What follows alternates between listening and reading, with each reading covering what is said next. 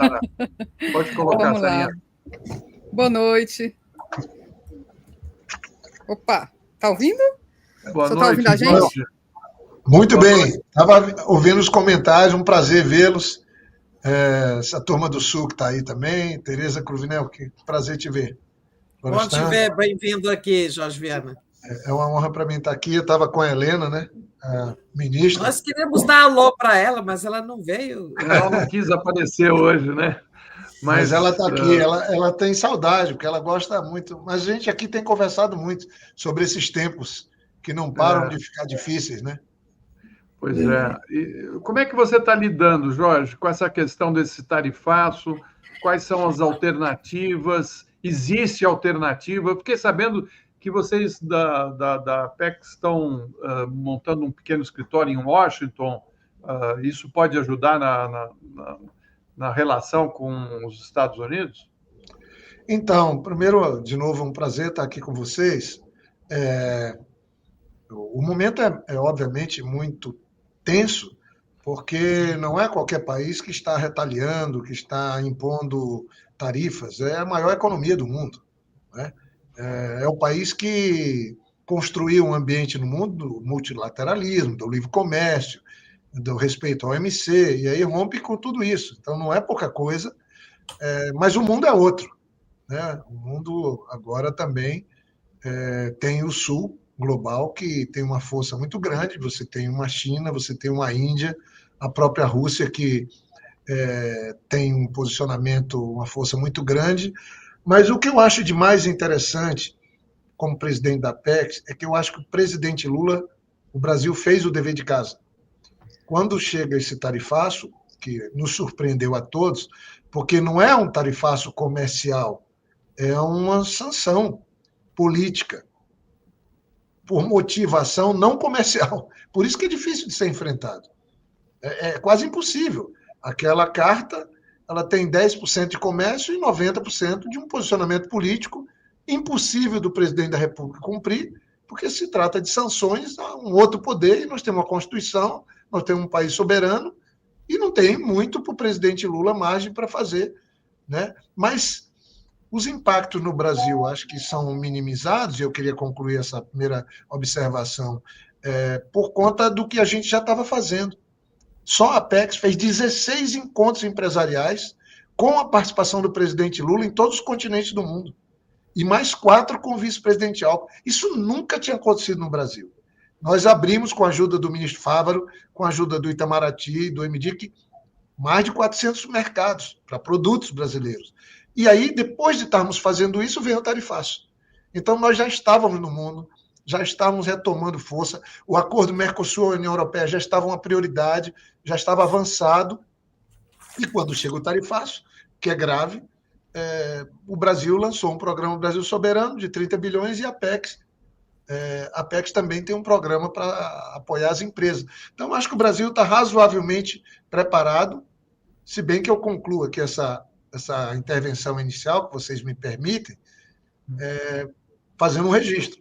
Essa semana, hoje, uma ótima notícia da balança comercial do Brasil cresceu, o saldo comercial cresceu no primeiro mês, né? Que é claro que ainda vamos ter que esperar um pouco mais. Ontem, a melhor notícia sobre o acordo Mercosul-União Europeia, que alcançou o nível mais elevado, quando saiu da comissão para o Conselho da União Europeia, que agora a gente pode ter o acordo depois de 20 anos avançando até o final do ano, mas também começou o julgamento do Bolsonaro.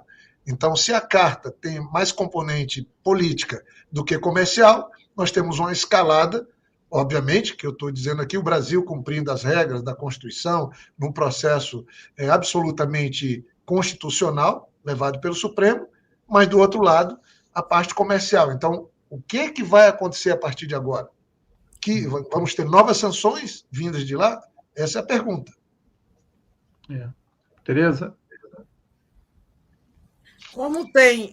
Como você que dialoga muito com o empresariado, tem recebido, que feedback você tem recebido do esforço deles lá numa tentativa de diálogo? Porque teve a notícia ontem de que, não confirmado oficialmente, parece que esse grupo de empresários foi procurar o subchefe do Departamento de Estado e que ouviu o seguinte: não, você vai fazer lobby lá no Brasil, porque esse problema é político.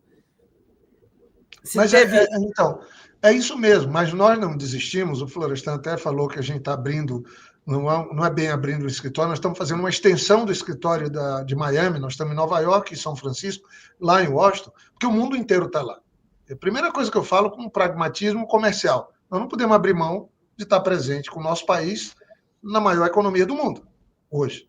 Então, tem que ser pragmático. Nós não podemos desistir da economia. São 200 anos de relação. Como o governo passado, o governo Bolsonaro, fez. Quando ele ficou fazendo piada com a China, o maior parceiro comercial, fazendo desdém do governo Biden e brigando com o presidente Fernandes da Argentina. Quer dizer, os 3 grandes parceiros comerciais do Brasil ficaram sofrendo sanções ou posicionamentos políticos completamente assim, equivocados do ponto de vista comercial e político também. No caso brasileiro, não. Então, a presença nossa lá é no sentido de, não é de ir lá para falar com o governo que a Apex não pode fazer isso. Né? Quem fala governo é o governo do Brasil que fala com o governo dos Estados Unidos. Mas a Apex está trabalhando para que setores empresariais nossos falem com os setores empresariais deles, que são muito afetados com as sanções de 50% para produtos brasileiros. Se você pegar o café, por exemplo, 1,2% do PIB americano é o café. Eles conseguem transformar uma saca de café em 43. É incrível a capacidade que eles têm. Isso nenhum país do mundo faz isso, porque eles são o maior consumidor de café do mundo, mas não tem um pé de café plantado e não produz uma saca de café. Mas eles compram 24 milhões de sacas, 8 milhões saem do Brasil.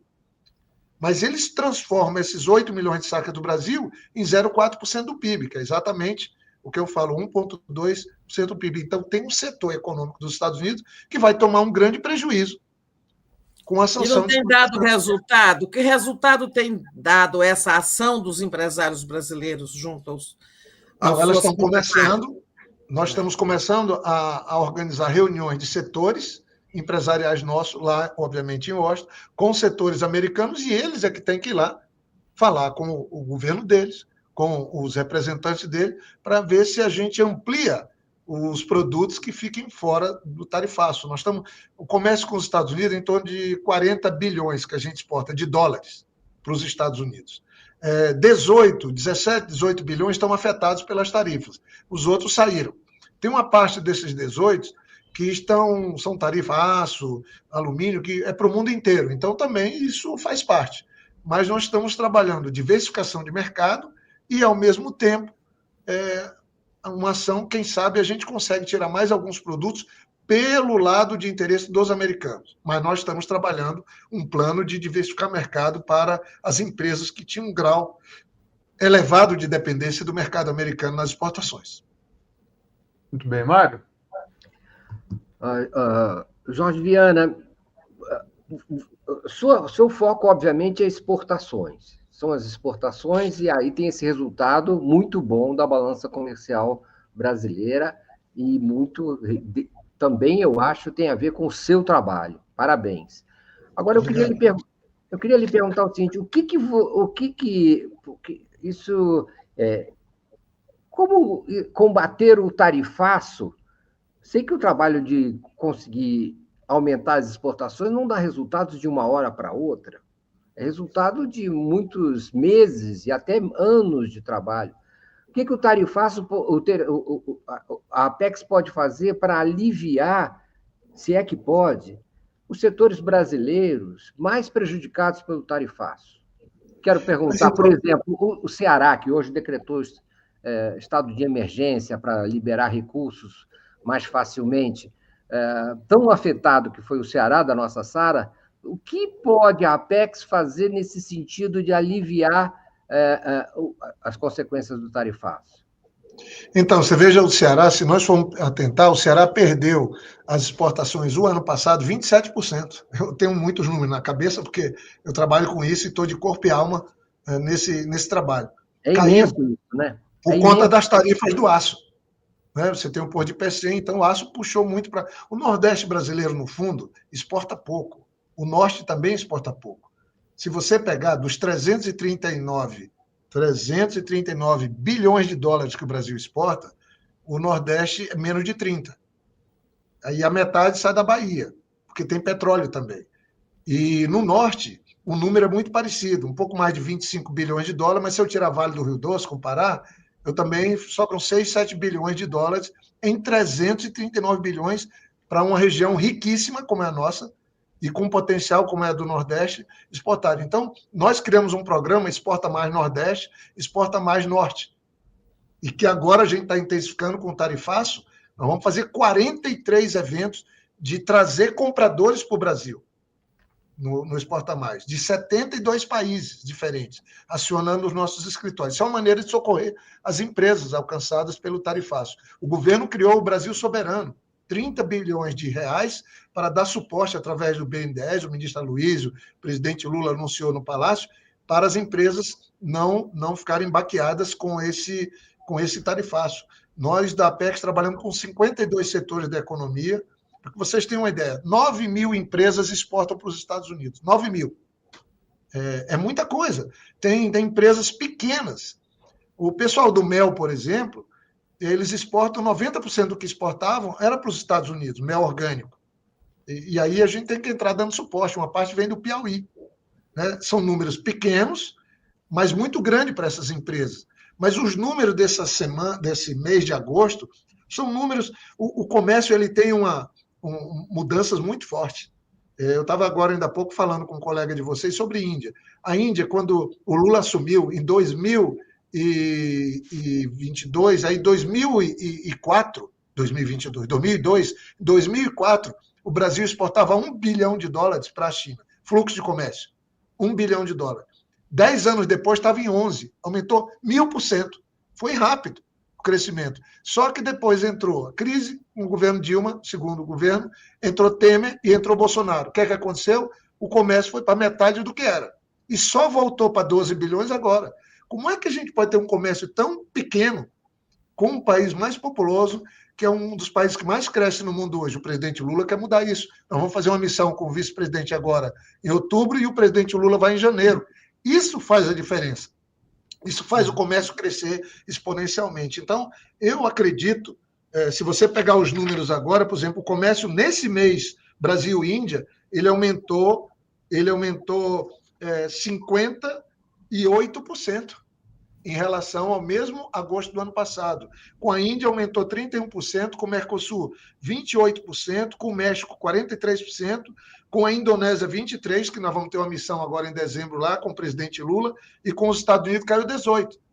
Veja que o Brasil está no jogo, o Brasil está disputando o mundo novamente. Com superávit de 6 bilhões, né? 6 bilhões de dólares num mês. Num mês. Nós exportamos quase 30 bilhões de dólares nesse mês. Agora, o crescimento será exponencial.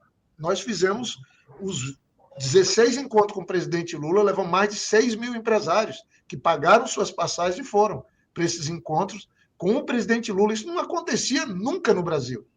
Principalmente nos últimos 10 anos não aconteceu. Viola. O Jorge, boa noite, é um prazer te receber aqui. Continuo nesta linha, porque no dia de hoje sai um relatório do MEDIC informando que, em que pese ter havido uma queda de 18%, quase 20% das exportações para os Estados Unidos, a balança comercial brasileira ela está respondendo bem, talvez exatamente em função disso, que é a busca de novos destinos. Quando se olha o sistema do MEDIC de exportações, o COMEX, a gente encontra uma situação que revela uma enorme potencialidade. Falaste aqui da China, de fato a China de 12 passou para 5 bi ano passado de dólares de exportação de produtos brasileiros, mas é um mercado que tem 1 bilhão e 400 milhões de habitantes. Se a gente pegar os países que têm uma população superior à do Brasil, como por exemplo a Indonésia e a Nigéria, o padrão, o volume de exportações, ele é ainda muito acanhado em relação à proporção desses mercados. Então, eu te pergunto, qual é a estratégia que o governo está pensando de explorar e ampliar estes que são mercados extraordinariamente grandes e que podem absorver boa parte dos produtos produzidos aqui, e também estabelecer um intercâmbio de outra natureza do Brasil com esses países? Não, então, nós estamos, de fato, focados nisso. Os países da ASEAN, aí eu estou falando de Indonésia, Bangladesh, que você pega, que agora o presidente Lula está indo para a Indonésia, eles são o segundo ou terceiro comprador nosso na Ásia. O comércio na Ásia hoje é 40% do comércio do mundo.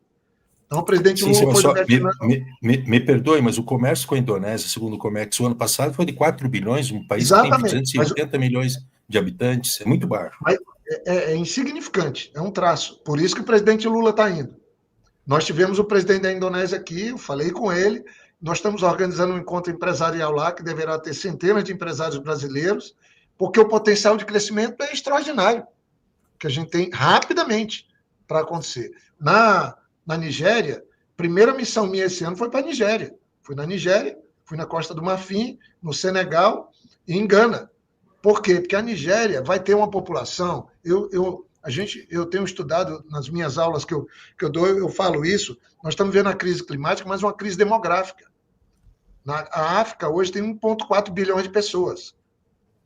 Mas vai ter 4 bilhões de pessoas na África, provavelmente, dados de estudos que a ONU contrata, no final desse século. O mundo pode ter 4 bilhões de africanos, 4 bilhões de muçulmanos e 1 bilhão de pessoas entre europeus, nós que estamos por aí, que achamos que somos, às vezes, mais do que os outros. Por quê? Porque os países da Europa vão perder a metade da população, alguns. A Coreia vai perder população pela metade, o Japão, a China não sabe o que fazer. Os países muçulmanos vão seguir crescendo e os países africanos crescendo, populacionalmente. Então vai ter uma nova geografia demográfica no mundo que também traz uma nova economia. Provavelmente a Nigéria vai ser uma das grandes economias do mundo daqui a algumas décadas. Por isso que a gente tem que estar lá. A Indonésia não é diferente e a China também, a Índia também não é diferente. Mas nós estamos vendo isso, sabe? Só que o tarifaço termina que ele apressou algumas coisas. Nós já estávamos fazendo isso. O governo brasileiro já estava trabalhando assim. Mas agora, por que acelerou o acordo Mercosul-União Europeia? Nunca tínhamos alcançado o que a gente alcançou ontem. Sair da comissão, né? Nunca tinha passado da Comissão Europeia para a Assembleia que a gente tem dos países. E agora pode sair até o final do ano. Nós estamos falando volto a repetir, do maior bloco econômico do mundo, 720 milhões de pessoas. E um PIB de 22 trilhões de dólares, que é maior do que o da China, quando juntar Mercosul e União Europeia, que o dos Estados Unidos é de 29. Então, são coisas novas que eu acho que o tarifaço está acelerando o processo. Nesse acordo do Mercosul, tem gente que faz críticas, principalmente aqui no Brasil, acha que pode ser não tão bom como alguns economistas e o próprio Haddad está dizendo. Então, eu queria que você me explicasse o que pode estar reservado nesse acordo para o Brasil, aonde nós podemos crescer no comércio com os europeus e o que os europeus podem nos ajudar nesse acordo. Então, pode ter muitas divergências que são normais para fazer um acordo muito complicado mesmo, mas se estamos falando de comércio, e o Brasil é um país que se credencia cada vez mais para ajudar a alimentar o mundo, a ser fornecedor. Eu, por exemplo, tenho algumas críticas, porque não é uma crítica à China, mas olha como é que é o nosso fluxo de comércio com a China. 100 bilhões de dólares que nós exportamos. 40 é soja, 20 é petróleo e 20 é minério de ferro. Gente, tem crítica aí, porque nós podíamos ter mais valor agregado nos produtos, mais diversidade na exportação. Sobram 20 bilhões de dólares. Com os Estados Unidos, que agora está todo mundo criticando, é de 40 bilhões de dólares. Mas é muito diversificado. Tem muitos produtos com valor agregado, que geram muito emprego aqui, diferente do que a gente vê quando vai o petróleo, quando vai o minério de ferro ou só. Eu não estou criticando a gente estar exportando. Então, um acordo com a União Europeia, é claro que cabe, mas a União Europeia, na Europa, nós temos o maior supermercado do mundo, porque tem pessoas com poder aquisitivo de compra. né? O mundo não chegou no nível da União Europeia, talvez por conta do que eles se beneficiaram ao longo no mundo velho, né, dessas décadas e até séculos. Mas vender para lá, numa facilitação, para nós vai ser bom, muito melhor do que o formato que nós temos até aqui, mesmo que num setor. Por que eles toparam agora? Porque eles têm receios. Nós estamos falando de um país tropical igual o nosso, com um país de clima temperado. A agricultura é completamente diferente aqui de lá. Tem gente que... Eu fui relator do Código Florestal. Mas por que a Europa não tem reserva legal, não tem preservação disso ou daquilo e fica exigindo da gente?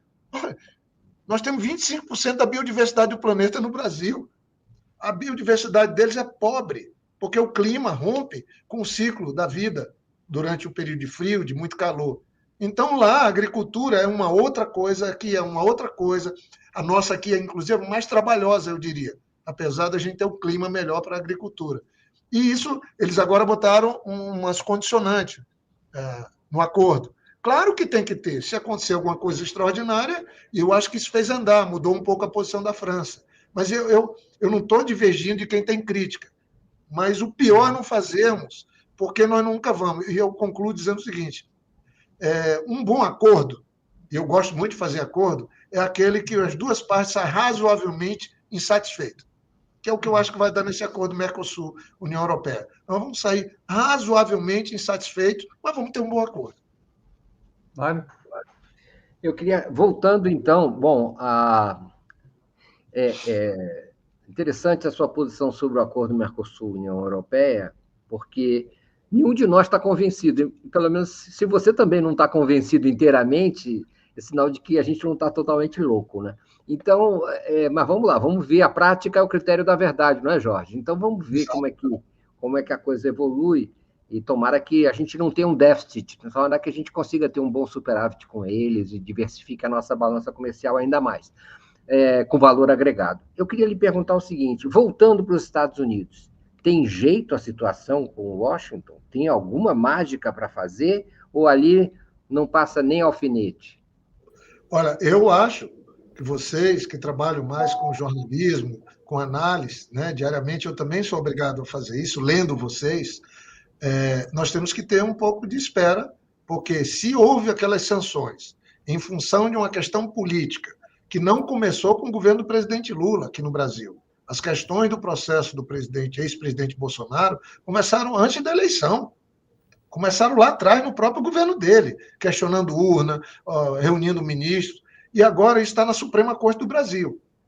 Se veio retaliação contra o Brasil, né, com tarifas econômicas, não por conta do comércio ruim para eles, mas por conta de interesses políticos dentro do Brasil, que afetam poderes autônomos, estabelecidos com autonomia estabelecida pela Constituição, o que é que pode acontecer depois do julgamento e da condenação, que provavelmente, é evidente, quem lê, quem acompanha isso, tem como certa.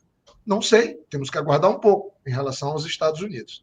Acho que temos que aguardar um pouco, tomara que não entre numa escalada, mas o processo vai escalar, e se eles considerarem isso como algo que vai exigir outras medidas, vai ficar muito ruim para a gente ter algum otimismo. Mas nós vamos insistir pragmaticamente em trabalhar comercialmente, defendendo os interesses das empresas, reunindo os setores americanos que têm interesse nos produtos do Brasil para trabalharem, né? Então, eu acho que é isso. E voltando aí para a coisa da União Europeia, gente, eu sinceramente, eu tenho meu avô, saiu de Portugal, foi para a Amazônia, criou minha família, é um dos braços da minha família, eu tenho cidadania portuguesa, mas todos nós sabemos para que nós servimos aqui para a Europa ao longo de décadas. Eu acho que isso foi horrível, né? As empresas botaram produtos vendendo aqui, montadoras, a gente era só comprador e os lucros iam tudo para a Europa. Eu não sou tão pessimista com a coisa que nós estamos fazendo, que nós vamos estar rompendo esse ciclo. Só não podemos ficar, de novo, sendo mero fornecedor de matéria-prima, sem valor agregado, como se insiste. Nós passamos 50 anos vendendo aço ou minério de ferro para o Japão. né, a Serra de Carajás, explorando lá. Não mudamos nada a vida de 30 milhões de pessoas da Amazônia fazendo isso. Agora nós somos o alimentador da China, maior economia, segunda maior economia do mundo, com o mesmo minério de ferro. E outro dia falava com o presidente da Vale, não vamos mudar isso. Não vai mudar. Eu sou da Amazônia, sou um dos 30 milhões de pessoas. Não mudou nada para nós. E se seguirmos nessa política, não vai mudar nada.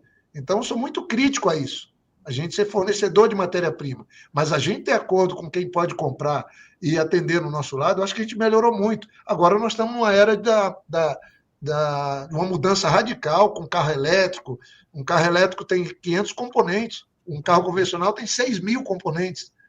Mas se nós formos só fornecedor de matéria-prima, de terras raras, de alguns materiais que o Brasil tem grandes reservas, de novo, nós vamos estar fazendo uma escolha horrível. Mas se nós formos plataforma de processar esses produtos, de vender produto com valor agregado, seja para quem for, nós vamos estar fazendo talvez o certo. Tereza? Ô Jorge, nesse bom resultado aí, nesse superávit obtido pelo país, apesar da queda de 18% na relação comercial com os Estados Unidos, quem mais contribuiu para isso foi o México, né, com um aumento de 43% nas transações comerciais. No entanto, historicamente, nossa relação com o México nunca evoluiu bem. Até porque tem o NAFTA, eles estão lá, a relação comercial com os Estados Unidos até então era boa, agora que as coisas azedaram e tal. E depois do México foi a Argentina, né, com quem a gente teve problemas depois da posse do Milei. A Argentina contribuiu, teve um acréscimo de um crescimento de 40% aqui nesse mês aí nas compras do Brasil. Você acha que, assim como a crise do tarifaço, o tarifaço está impulsionando o acordo com a União Europeia, ele pode ser um vento assim, favorável, soprar favoravelmente ao Mercosul, a gente superar esses problemas que existem aí, né? Problema com o Uruguai, problema com o governo do Milei, que já falou até em acabar com o Mercosul. Você acha que a gente pode estar entrando numa coisa melhor do Mercosul em função do tarifaço? E se a gente, também lhe pergunto, se a gente pode vir a ter um salto na relação com o México. O presidente Lula já falou disso, já conversou sobre isso com a presidenta Cláudia. Então, são coisas assim distintas, mas muito interessantes. Mas quando a gente olha México e Canadá, eu incluiria, são dois vizinhos dos Estados Unidos, que tinha um comércio muito forte. Você vê que o resultado da eleição no Canadá foi outro por conta das medidas do presidente Trump, da forma como ele tratou. O quarto colocado ganhou a eleição e hoje no Canadá tem campanhas contra o consumo de produtos americanos.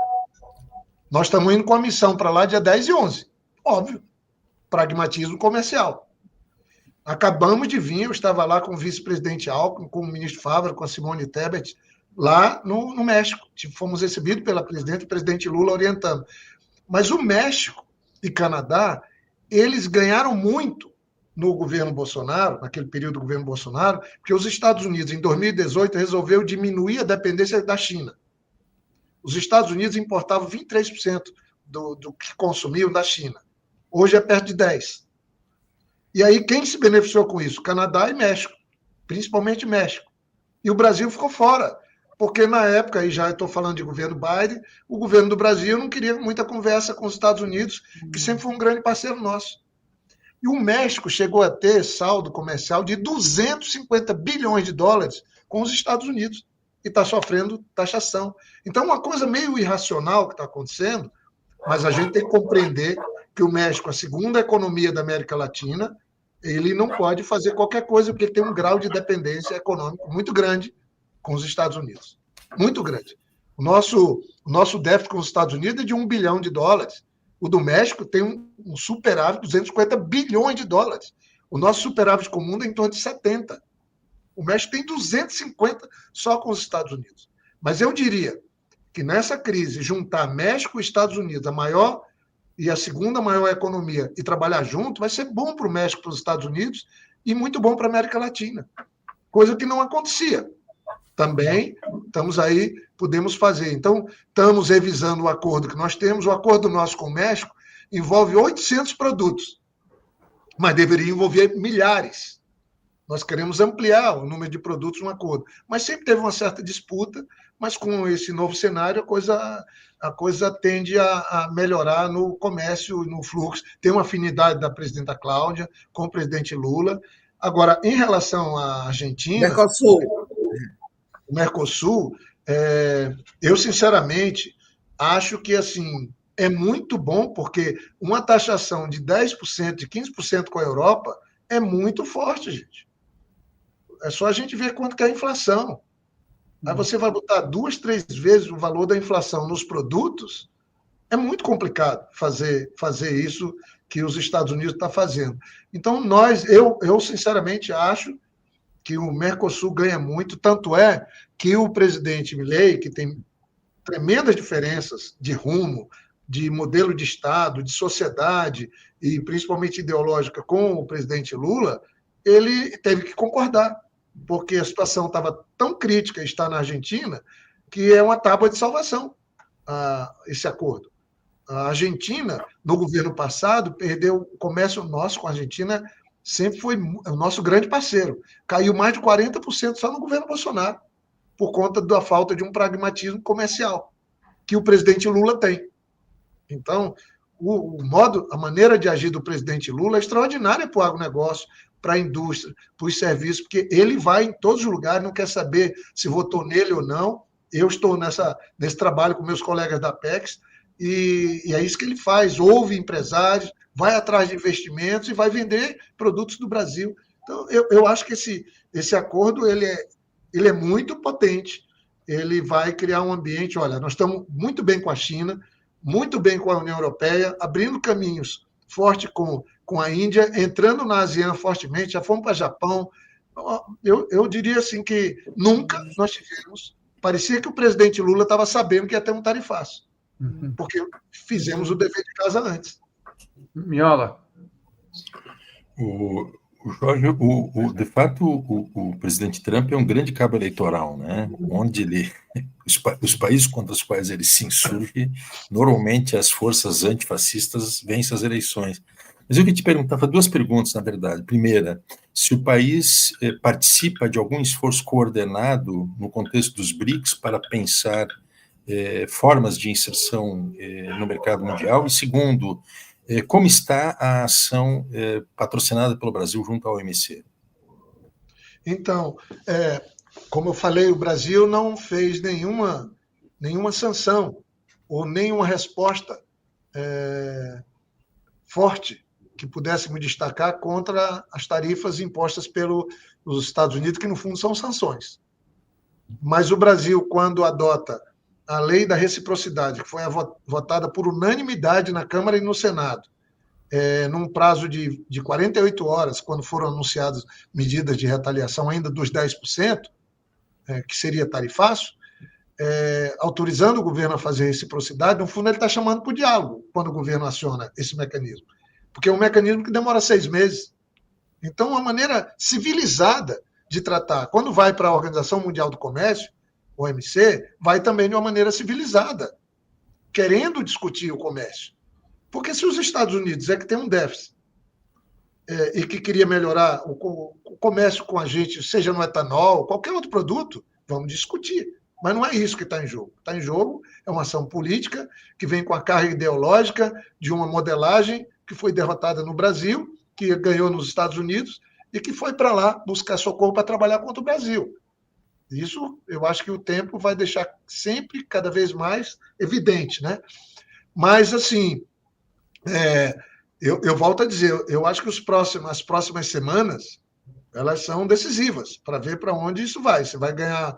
Porque se tiver uma escalada maior pelo lado do governo americano, aí, muito provavelmente, o Brasil vai ter que ter uma posição também diferenciada dessa que tem adotado, que tem que ser de defesa da soberania, mas de algum jeito também de ganhar tempo para ver se a gente consegue avançar com bom senso. Muito bom, Jorge. Foi uma delícia estar aqui com você. Somos todos admiradores do seu trabalho, da sua carreira, da sua dignidade, do seu empenho. Obrigado. Você faz falta na política no dia a dia, né? Tereza deve ter muitas saudades, né, da Faz sua falta do presença. Senado, A admiração é recíproca, eu tenho muito carinho e respeito. Eu lamento estarmos vivendo esses tempos, né? Mas aqui o otimismo prevalece, nós estamos bem empenhados, sabe? É uma área que eu dou aula ali sobre liderança no IDP, estou muito empenhado nisso, estou gostando do que estou fazendo, e quando a gente gosta do que faz, a gente sempre avança muito, né? E aí vem uma crise desse tamanho, mas a gente já está aqui. Eu acho que eu sou o mais longevo presidente da Apex, porque no governo passado passaram aqui nessa agência 25 militares, era almirante, era general da reserva, enfim, uma confusão danada, e nós estamos aqui num ambiente que eu diria muito comprometido com o país, muito comprometido em fazer com que o Brasil seja respeitado mundo afora, e, sinceramente, o Brasil voltou a disputar o mundo com o governo do presidente Lula, está muito bem. Nessa crise de líderes também, a gente tem um experiente líder como o presidente Lula, é um achado. Então, eu estou no melhor dos ambientes para trabalhar aqui com um time muito competente da Apex. Nós vamos, provavelmente, vou falar aqui em primeira mão, o presidente Lula indo para a Índia, lá em janeiro, a gente vai estar chamando ele para ir fazer um brinde no escritório da Apex, porque nós não podemos não ter a Apex lá presente, né? Mas nós vamos abrir um escritório em Cuiabá, que é o Mato Grosso, que é o estado mais exportador, vamos abrir em Belo Horizonte, abrimos agora na Bahia. Nós estamos... Porque o Brasil não vai diminuir a força, o Brasil vai crescer muito. O da China vocês vão inaugurar quando? Escritório? O escritório da Apex na China vai ser quando? Nós já temos 3 na China. Nós estamos lá em Pequim, agora estamos em Xangai e estamos em Shenzhen. Nos Estados Unidos temos 3 bases. Agora na Índia, que é em janeiro. Em janeiro. Nós estamos também em Angola. Vamos estar na Nigéria. Estamos na Rússia. Não, estamos... Por falar em de liderança, Jorge, você é candidato ano que vem? Complicou. Não podia ser uma pergunta mais fácil? Então quer dizer que vai ser, né? Pode. Não, mas não é. Eu acho que todos nós... O presidente Lula de eleger senadores, né? Dá para a gente imaginar que você quer voltar para o Senado. Já tem gente aí, ó. A Alessi está falando que é candidato a senador aí, ó. Jorge Viana para senador em 2026. Eu fui prefeito, né? Fui governador, fui senador. Então, mas assim, eu fico muito preocupado com o que está virando o Senado nesses tempos. O Senado, para ser senador, tem que ter 35 anos. Para ser governador, pode ter 30. Isso não é à toa. É para ter no Senado gente com já vivência. Não estou falando que não tem que ter gente conservador, nem de direita. Ao contrário, sempre teve. Mas tem extremistas fazendo o que fazem no Senado da República. Isso pode danificar o país. E acho que o presidente Lula está muito preocupado com isso, do mesmo jeito que os extremistas estão muito preocupados com isso. Porque se eles tiverem maioria no Senado, bye bye Brasil. Bye bye Brasil. Sinceramente. Então, é um ponto de disputa ano que vem muito importante. E eu, por ser uma pessoa da vida pública também, me sinto um técnico, eu não posso também estar fazendo de conta que eu não estou vendo. Então, existe essa possibilidade e eu espero que o bom senso prevaleça, que o Senado siga o Senado, o lugar onde o Acre é do tamanho de São Paulo, porque são 3 e 3, onde o Acre é do tamanho de Minas Gerais, do Rio de Janeiro. Mas, do jeito que está, a situação pode o Brasil não ficar do tamanho que é. É verdade. Bom, mande aí um beijo para a Helena. Estamos com saudades da Helena. Você está bem? Você olha ela aí, ó. Aqui, ó. Ela ali, ó. Mas ela não sai daqui, não. Ei, ela não sai daqui, não. Está muito bem aqui. Está me ajudando muito. Mas quando você for se desincompatibilizar, ela volta. Tá bom, Jorge. Que prazer. Um abraço. Beijo, Helena. Boa noite. Um abraço. Boa noite. Obrigado. Tchau.